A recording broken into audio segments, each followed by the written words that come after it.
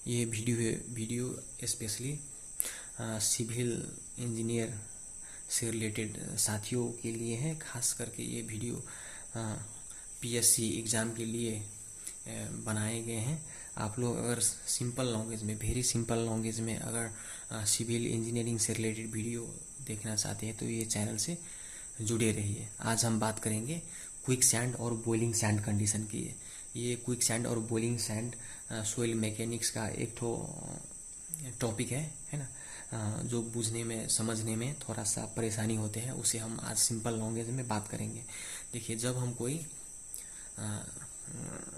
कोई मूवी देख रहे होते हैं ना, तो कभी कभार क्या होता है कि सी के आसपास, समुद्र के आसपास जब हम लोग जाते हैं, है ना, तो उसके आसपास कोई आदमी क्या होता है, अगर बल्लू मिट्टी में गए ना, बालुआ में गए, थोड़ा थोड़ा भिजा हुआ बालुआ है उसमें अगर गए, तो कोई इंसान क्या होता है, अंदर घुस जाता है, अपने पैर है ना, हाथ पैर अंदर घुस जाता है, नीचे की तरफ दब जाता है सेल्फ वेट के कारण से। वो इस प्रकार के कंडीशन कई फिल्म में भी दिखाए गए हैं, पर उसका नाम तो नहीं दिए हुए होते हैं, बस सिर्फ बोर्ड में लिखा हुआ है क्विक सैंड प्लेस। इसी को ही बॉइलिंग सैंड भी बोलते हैं। तो ये क्यों होता है, कैसे होता है, इसके बारे में हम चर्चा करते हैं। तो ये क्विक सैंड कंडीशन क्यों होता है, इससे पहले हम ये फिगर देखते हैं। इसमें क्या है, एक ठो यहाँ क्या है, इधर डैम समझे, इधर एक ठो लाइनिंग है, सपोज कीजिए। इधर साइड क्या है, एक ठो डैम है, डैम में पानी भरे हुए हैं, वाटर फील्ड है। इससे कोई सीपेज भी हो सकता है, ये पाइप है तो सीपेज समझिए। सीपेज होकर क्या हुआ, एक ठो एरिया में गया, ठक के डैम के नीचे नहीं, कोई दूसरा भी एरिया हो सकता है सीपेज के कारण से। यहाँ क्या है, सिल्ट है या क्या है, और दूसरा क्या हो सकता है, सैंड हो सकता है। ये दो ही कंडीशन है क्विक सैंड होने के, है ना। तीसरा कंडीशन नहीं है।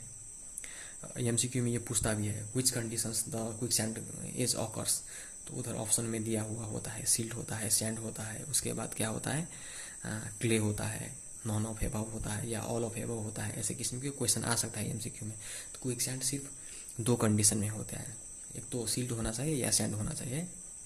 तो इधर डैम है, इधर से क्या हुआ, सीपेज हुआ, सीपेज होके इधर पानी आया, और इधर क्या हुआ, इधर हेड थोड़ा, इधर हेड ज़्यादा है, इधर हेड कम है, तो इधर पानी क्या करेगा, इसको पुश करेगा, ऊपर की तरफ धकेलेगा। तो इधर धकेलेगा तो इसमें क्या होगा, वाटर के कारण से क्या होगा, नॉर्मल तो इफेक्टिव स्ट्रेस जो है सोइल के कारण से, जो इफेक्टिव स्ट्रेस जो प्रोड्यूस होता है सोइल के टच के कारण से, इफेक्टिव स्ट्रेस जो प्रोड्यूस होता है, तो वो सोइल के पार्टिकल के बीच में क्या होगा, जब पानी जब अंदर घुसेगा तो इफेक्टिव स्ट्रेस क्या होगा, कम होगा, है ना। इफेक्टिव स्ट्रेस कम होगा, कम होते एक बार ऐसा कंडीशन आएगा है।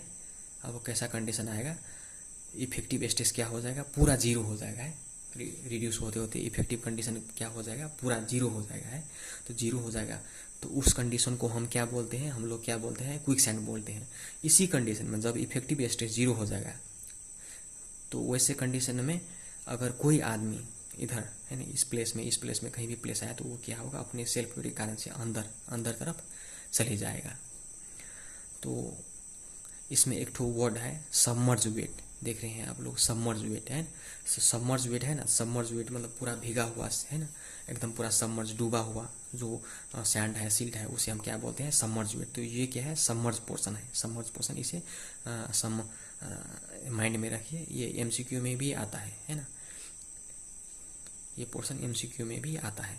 तो इधर से क्या हुआ, इधर से पानी के सीपेज गया, इधर बालुआ या सिल्ट था, है ना, सैंड और सिल्ट था, इसको क्या हुआ, नॉर्मल जो इफेक्टिव स्ट्रेस था, इफेक्टिव जो स्ट्रेस था वो वाटर के कारण से इफेक्टिव स्ट्रेस रिड्यूस होता गया, और कौन सा कंडीशन में आ गया, जीरो, इफेक्टिव स्ट्रेस जीरो वाला कंडीशन में आ गया है।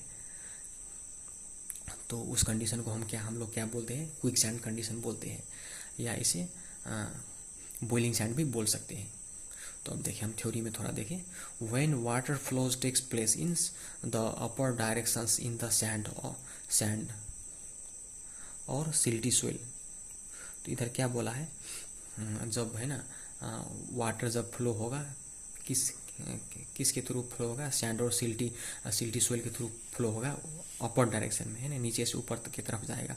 The seepage force also act in upward direction. तो ये किसके कारण से होगा, सीपेज फोर्स के कारण से होगा, है ना, सीपेज के कारण से होगा, नीचे के पानी के सीपेज के कारण से होगा। एंड इफेक्टिव स्ट्रेस रिड्यूस, अगर नीचे से पानी आएगा, नीचे से पानी आते रहेगा तो क्या होगा, जो इफेक्टिव स्ट्रेस है, इफेक्टिव स्ट्रेस क्या होगा, धीरे धीरे रिड्यूस होते चले जाएगा। When the seepage force become equal to submerge weight, यहाँ हमने बोला था ना कि इधर क्या होता है, इसको हम क्या बोलते हैं, सबमर्ज वेट होते हैं। तो ये सीपेज फोर्स है, इधर का वेट है, सपोज ये 10 kg का है, सीपेज फोर्स भी 10 kg हो गया, तो क्या हुआ, ये इक्वल हो गया, है ना, बिकम इक्वल। ये सबमर्ज वेट भी इक्वल हो गया, सीपेज फोर्स भी इक्वल हो गया।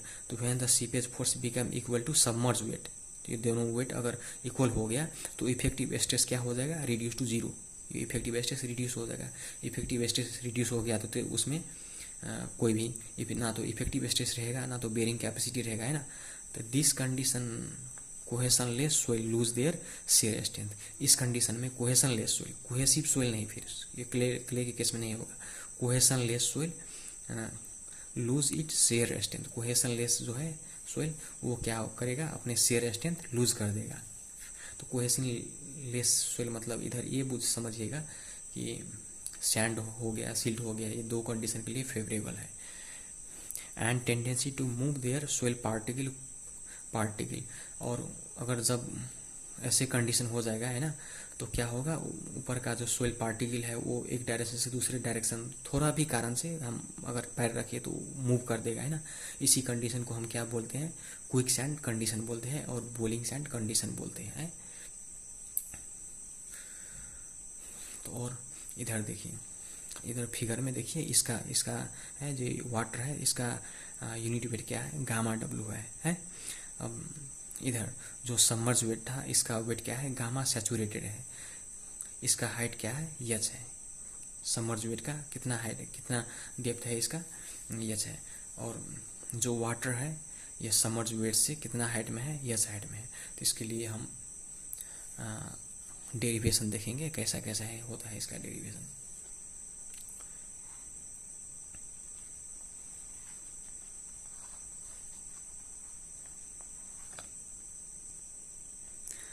तो इधर हम देखते हैं total stress at the bottom of soil.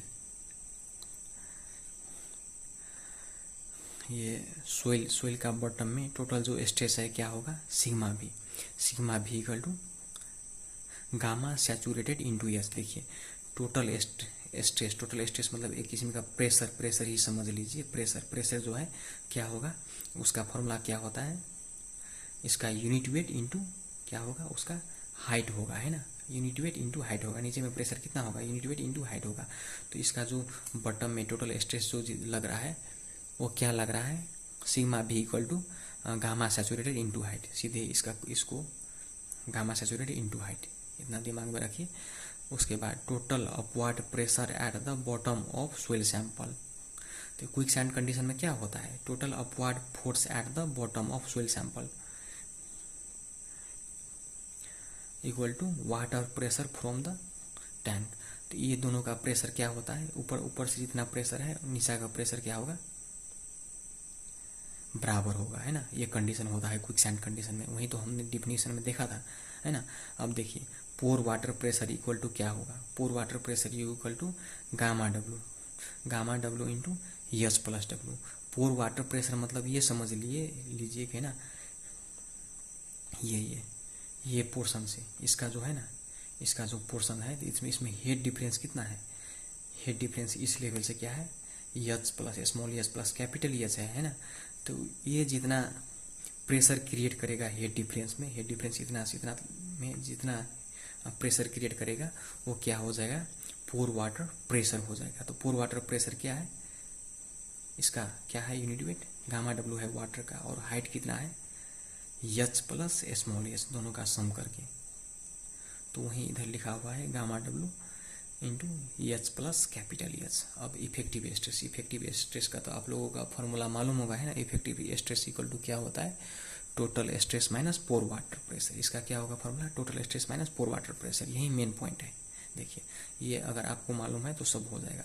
तो हमने अभी अभी निकाला, टोटल स्ट्रेस भी निकाला है, पोर वाटर प्रेशर भी निकाला है, तो उसको वैल्यू हम इधर सब्सटीट्यूट कर देंगे। देखिए गामा भी, देखिए गामा भी का क्या है, गामा सिग्मा भी का वैल्यू क्या है, गामा सैचुरेटेड इंटू एच। तो gamma saturated into H substitute कर दी, और देखिए ये यू का वैल्यू, देखिए यू का वैल्यू ये है, यही वैल्यू एग्जैक्ट ये वैल्यू इधर आ गया, इधर आ गया। देखिए इसमें कुछ नहीं किया है, सिर्फ वैल्यू सब्सटीट्यूट की हुई है। और इधर हम क्या कर देंगे, इसको सिंपली मल्टीप्लीकेशन कर देंगे, सिंपली मल्टीप्लाई किए हुए हैं। Gamma saturated into H same to same है, और इधर minus gamma W into H, gamma H plus minus क्या हुआ, माइनस हुआ, गामा डब्ल्यू इंटू एच क्या हुआ, गामा एच हुआ कैपिटल में, है ना। अब हम क्या करेंगे, ये एच देखो एच वाला टर्म में हम कॉमन ले लेंगे, एच कॉमन ले लिए, क्या बचे इसमें, सैचुरेटेड बचे सैचुरेटेड, इसमें क्या बचे, gamma W minus gamma W हो गया, ये जैसा का तैसा। अब देखिए इसमें, अब हम लोगों ने एक फॉर्मूला पढ़ा था, gamma submerge equal to gamma saturated minus gamma W, gamma submerge equal to gamma saturated minus gamma W. किसका फॉर्मूला है, गामा सबमर्ज का, ये इतना फॉर्मूला है। तो इसकी प्लेस में हम क्या कर देंगे, गामा सबमर्ज प्लेस हो गया कैपिटल एच मल्टीप्लिकेशन फॉर्म में, माइनस गामा डब्ल्यू का गामा डब्ल्यू, एच का एच, सेम टू सेम। अब क्विक सैंड कंडीशन में होता क्या है, देखिए at quick sand condition sigma भी बार इक्वल टू जीरो, मतलब इफेक्टिव स्टेट टोटल क्या हो जाएगा, जीरो हो जाएगा। ये प्लेस में क्या होगा, जीरो, यही इफेक्टिव स्टेट यहाँ क्या हो जाएगा, जीरो।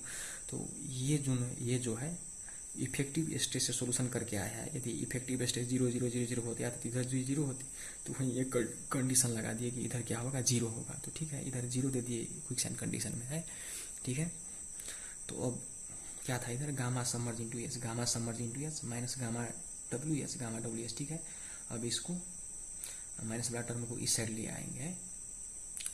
तो अब हमें इसे सिंप्लीफाई करना है, फॉर्मूला के फॉर्म में लाने के लिए ऐसे फॉर्म में लाना है कि स्मॉल एच ऊपर रहे और कैपिटल एच नीचे आए। तो स्मॉल एच ऊपर कैपिटल एच नीचे, ठीक है, स्मॉल एच ऊपर कैपिटल एच नीचे। अब क्या हो जाएगा, इस साइड देखो, ये इस साइड आया तो ये इस साइड जाएगा, gamma summer by gamma W हुआ, इस फॉर्म में आया। तो अब क्या रिमेंबर करना है कि H by small H by capital H equal to क्या होता है, आईसी होता है। आईसी ये रिमेंबर करना है, इक्वल टू क्या हुआ, gamma submerge by gamma W, वो सेम रहेगा। मगर इधर गामा सबमर्ज का एक तो फॉर्मूला होता है, वो फॉर्मूला आपको रिमेंबर करना है, gamma W into g minus one by one plus e, gamma submerge का है, gamma W into g minus one by one plus e, ये इतना फॉर्मूला है। और डिवाइड का डिवाइड हो गया, गामा डब्ल्यू नीचे है तो नीचे गामा डब्ल्यू कैंसिल हो गया। तो इधर क्या आ गया, i c equal to g minus one by one plus e, ये क्या हो गया, लास्ट इक्वेशन हो गया गामा। तो i c equal to g minus one by one plus e, ये हमारा सोल्यूशन हो गया। इसमें कहीं भी कोई भी डाउट हो तो कमेंट करिएगा। और ऐसे ही सिंपल वीडियो पाने के लिए हमें सब्सक्राइब करिए इस चैनल को, और इस चैनल से जुड़े रहिए।